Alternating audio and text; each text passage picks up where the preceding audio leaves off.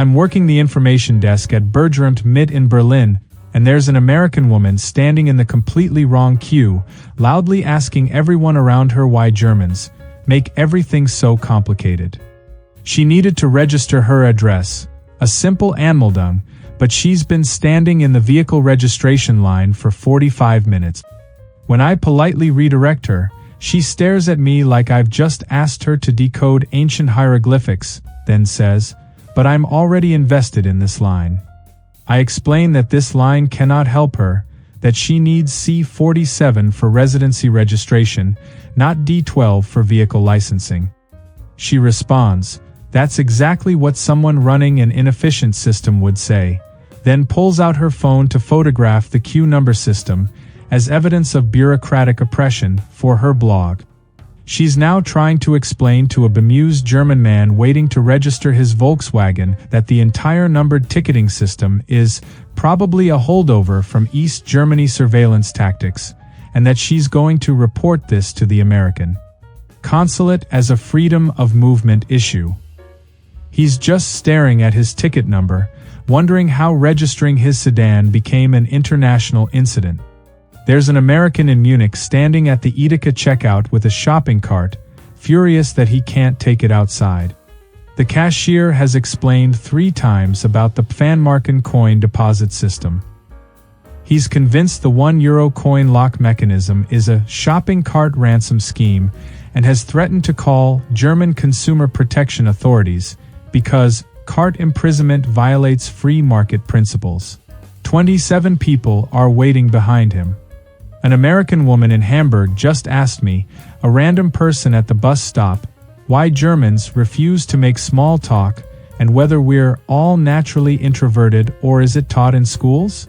I'm literally wearing headphones.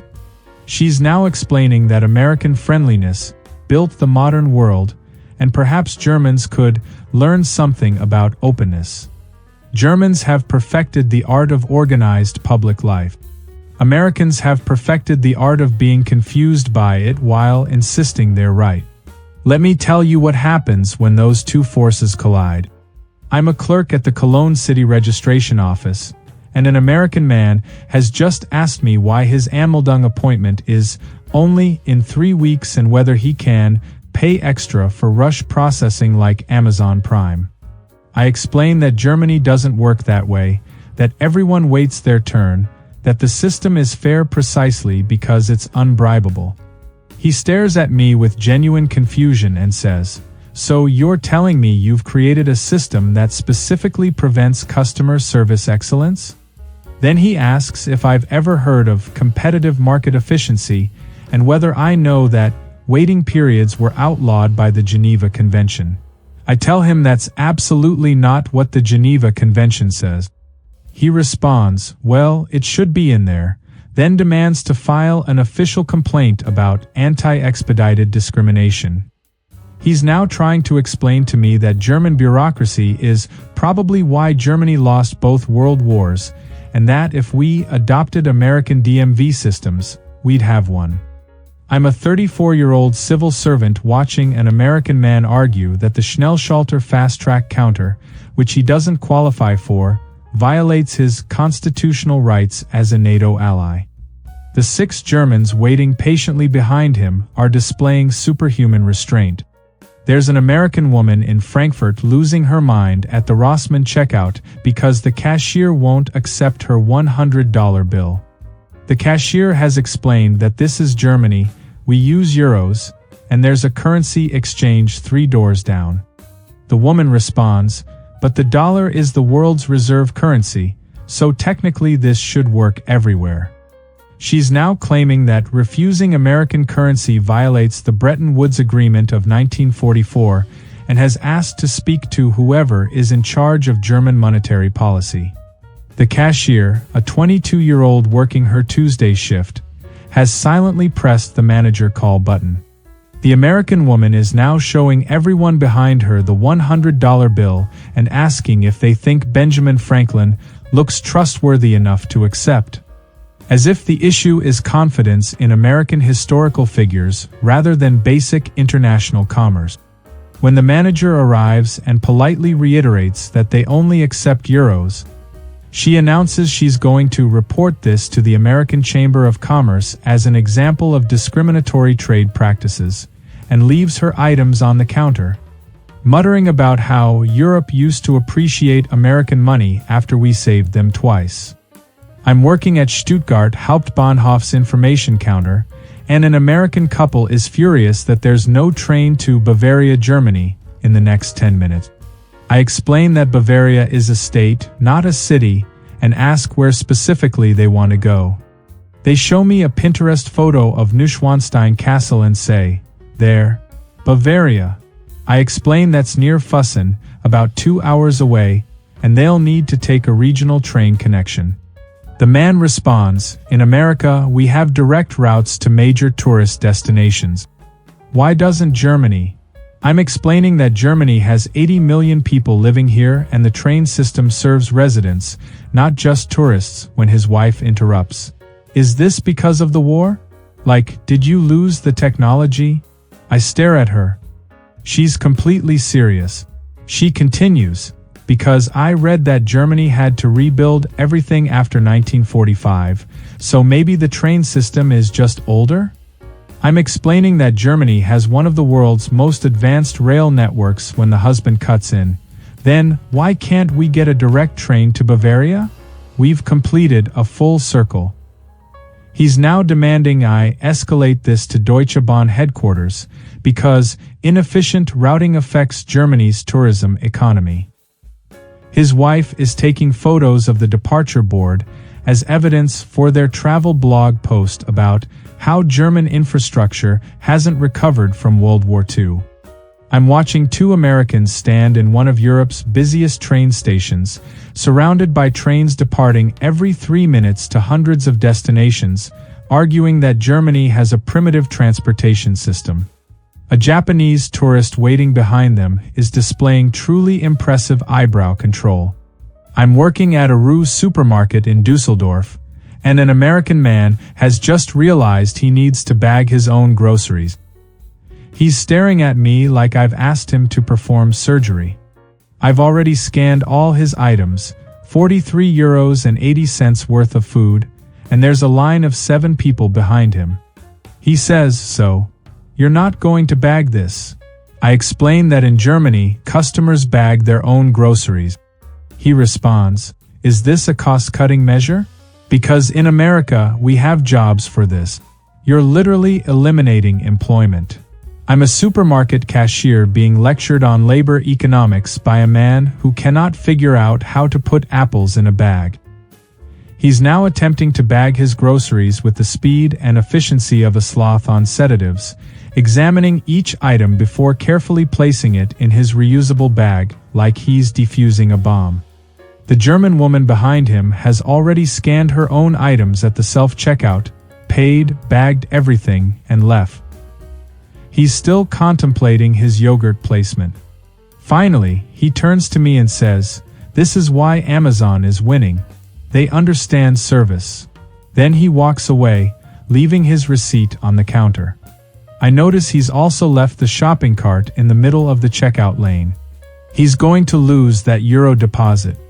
There's an American woman in a Berlin Spatkauf at 11 p.m., devastated that she can't buy wine at this hour. The Turkish owner has explained 3 times that the Sperrstund alcohol sales restriction starts at 10 p.m. on weeknight. She responds, "But I can see the wine right there on the shelf. You're just choosing not to sell it to me." He explains it's the law. She says, "Whose law? Like the store's law or actual law?" He says actual German law. She stares at him and responds, "That's insane. What if someone has a dinner emergency?" He asks what a dinner emergency is. She says, "Like if guests show up unexpectedly and you need wine for hospitality." That's a basic human scenario. She's now arguing that Germany's alcohol sales laws violate the social contract and probably explain why Germans have a reputation for being uptight. The owner, who has lived in Berlin for 30 years, speaks 4 languages, and runs a successful business, is being lectured on German culture by a woman who arrived yesterday. She finally asks if there's another store nearby that doesn't follow this rule, as if laws are optional based on location. He says no, it's a city-wide regulation. She responds, well, that's communism, then buys a bottle of Fanta and leaves. Through the window, I watch her try 3 more Spatus within 2 blocks. Same answer at each one. I'm managing a DM drugstore in Heidelberg, and an American man is absolutely losing his mind because he can't buy his prescription allergy medication over the counter. I've explained that in Germany, prescription medications require a doctor's prescription, and he'll need to see a physician. He responds, but I have a prescription from America. Why doesn't that count? We're allies. I explain that medical licensing is different in each country. He says, so Germany doesn't recognize American medical degrees? That seems xenophobic. I'm trying to clarify that it's not about recognition, it's about jurisdiction when he interrupts. I bet if I was German, you'd give it to me. I explain that Germans also need German prescriptions. He's now creating an elaborate theory that this is pharmaceutical protectionism to protect German drug companies from American competition, and that he's going to report this to the WHO as a trade barrier. I'm the manager of a drugstore watching an American man threaten International Health Organization intervention because he can't buy Claritin without seeing a doctor. He finally asks how much it would cost to see a doctor. I tell him probably around 60 euros without insurance, potentially free with European health insurance. He's shocked. 60 euros just to get permission to buy medicine I already know I need? This is extortion. Then he pauses and asks, wait, did you say potentially free? I explain the German health system. He stands there processing this information, then says, okay, but that's socialism, and socialism doesn't work. He's currently Googling how to sue German pharmacies on his phone while standing in front of our pain relief aisle, which is fully stocked with over-the-counter medications he could buy without any issue. I'm working the Sunday shift at Alexanderplatz DB Information Center, and an American family has just discovered that basically everything in Berlin is closed on Sundays. The father is staring at me with the hollow eyes of a man whose entire day plan has collapsed. I've explained the Ladenschlussgesetz Sunday closure laws, that Germany protects worker rest days and family time through legislation. He responds, so if I need to buy something urgently, I just can't. I explain that gas stations and some touristy areas have limited options. His wife cuts in. This is why Germany's economy is smaller than America's. I'm not sure how to explain that Germany's economy is actually the 4th largest in the world, but before I can, their teenage son says, Mom, Germany has universal healthcare, free college, 6 weeks of vacation, and parental leave. Maybe their priorities are just different. There's a moment of silence. The father looks at his son, then at me, then back at his son. Then he says, that's communist propaganda you learned on TikTok, and walks away to angrily photograph the closed hand. The mother follows, muttering something about what they're teaching kids these days. The son makes eye contact with me, shrugs with the universal exhaustion of German-speaking American teenagers everywhere, and mouths, sorry. Through the window, I watch the father try to open the locked door of a Galeria Kaufhof, pull on it multiple times like maybe it's just stuck, then stand there staring at the Sonntagsgeschlossen sign like it's written in ancient Sumerian. His wife is already on her phone, presumably writing a TripAdvisor review about how Berlin doesn't support tourism economy on weekends. A passing German couple walks by with their Sunday Brötchen from the bakery, one of the few things open, looking relaxed and rested. The American father watches them with the confused expression of a man encountering a completely foreign concept: people not shopping. Working German public systems isn't customer service. It's cultural anthropology with a front row seat to American exceptionalism meeting German precision, and losing spectacularly. The best part? They always think they're right. Even when they're standing in the vehicle registration line trying to register their address. Next time you're in Germany, remember, the system isn't complicated. You're just not German. And that €1 coin you put in the shopping cart? You get it back. It's a deposit, not a ransom.